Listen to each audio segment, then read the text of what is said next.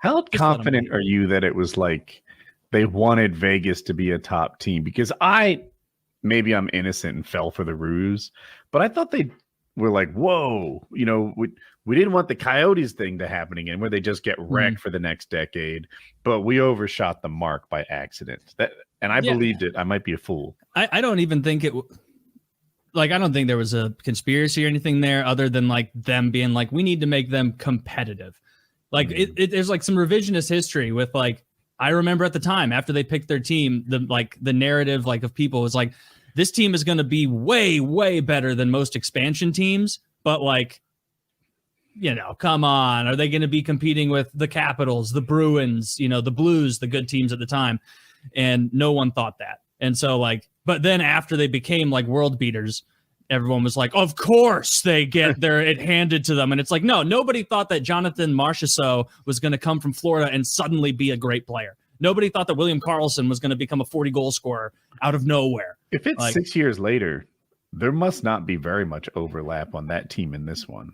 Right? No, not too much. And also Vegas fucked over their goodwill with players a good bit because they traded so many people like underhandedly that found out like on Twitter, where like they would tell people for signing like, yeah, we want you to be part of the Golden Knights organization for years to come. And like 4 months later, the person's like, yes, they tell me they want me on team. And then I go on Twitter and I see at mention, it says you trade to New York City. And I say, okay, I suppose. And it's like, what are you going to like? Not even a DM. Yeah. Because I know like the NHL Player Association has been like, hey, you should probably like, you can't. How disrespected would you feel? Like, I would be furious if I were a professional athlete and the way I find out I'm being traded is by an at mention from like a third party.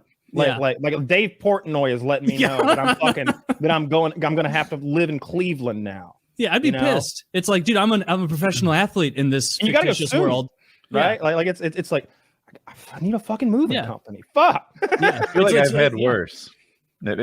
One time I was manager of accounts payable at this construction company, and I was young and I wasn't doing the job very well. I was basically covering for other people that did their job poorly, and it caused me to do my job poorly, and I got fired. Okay, so as I'm getting fired, I don't even know it. I know I'm on like thin ice a little bit, and my manager comes in and we sit in this like big conference room, but we're not on the end of the table, and he starts talking to me about like some of the issues that we're having and what we're working through. And I'm giving him like, my ideas and how things can get better and what I think some of the root causes are.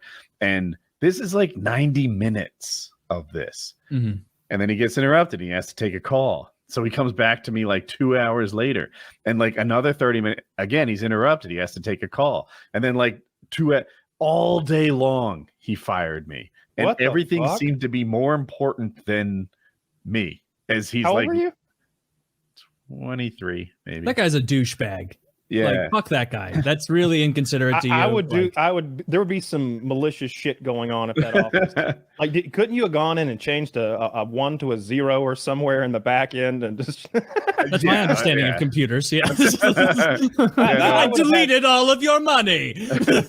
I would have had to. I think it may be Bert Kreischer. I was listening to him talk about getting fired from a place, and they were like, "Oh yeah, but can you stay to the end of the day?" Oh yeah, I can stay to the end of the day. And went. Like, he was in charge of mailing stuff out, so he just mailed it all to the wrong people that day. It's like, yeah, if you fire me and then you expect me to work out this day, you're gonna leave me here with fucking keys to the castle. I'm going in the back to do some shit. Yeah, I remember some of the greatest weeks of my career were my 2-week notice. People would dread that, like, oh, I have to give 2 weeks notice. That sucks. I'm still gonna be here. I'm like, no, you don't get it. These 2 weeks are the best 2 weeks of your career while working here. Like I'd work, it turned 5 o'clock, right? I'm like Fred fucking Flintstone sliding down the back of a dinosaur when that 5 o'clock bell rings. I'm out of there. They're like, what do you, can you stay late and help us with this? And I was like, man, I'd love to, but can't. Boom. I would never say no. Like I would always stay, like I wasn't that guy, but you're just like, yeah, no, there's nothing in it for me. I totally do this job for money, and I'm out. Yeah. I'm somewhere in the middle on like I on Reddit. It's hard to read Reddit comments like anti-work type stuff. Yeah, but I'm somewhere in the middle on some of it though. Some Mhm. people will be like, they expect me to stay. I would like a subreddit called Some Work.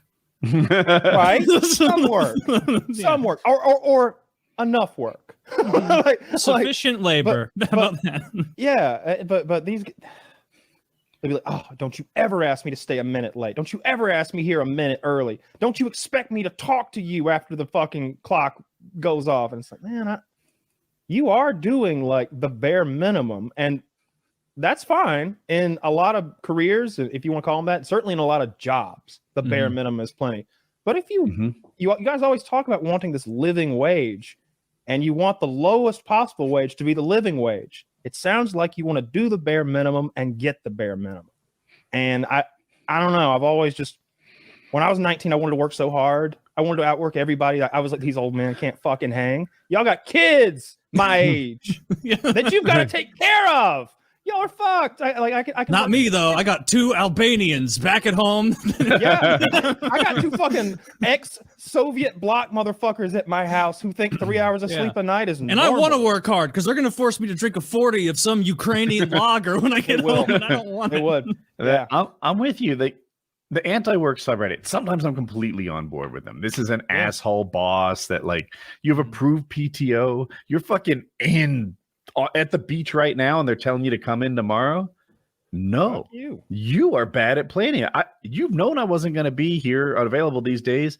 You need to work it out. Why are you even texting me? I would leave him on red. But also, it seems to be that they're opposed to the very idea of outworking your coworker and getting that promotion. That's very communist sort of viewpoints a lot of the times I find over there. Not unsurprisingly, they're very proud to be communist these days. It used to be a naughty word. We have commissions. We dug them out and exposed them and blacklisted them. Those Ned Isakoff looking motherfuckers. McCarthy, the hero. You know what I'm talking about, Make it Taylor? a dirty word again. Remember Ned Isakoff? Who? Ned Isakoff. Oh, Ned Isakoff. Yes. Yep. He got blacklisted. Yeah, he got blacklisted from Hop Sings. Yeah. Named names. Oh, name. And then Dude, I'd name so many names under torture. I was watching this thing about Korea. Dude, I'd be making up crimes, selling everyone I know down the river. And don't even think for a second that it would take more than a threat. I'm not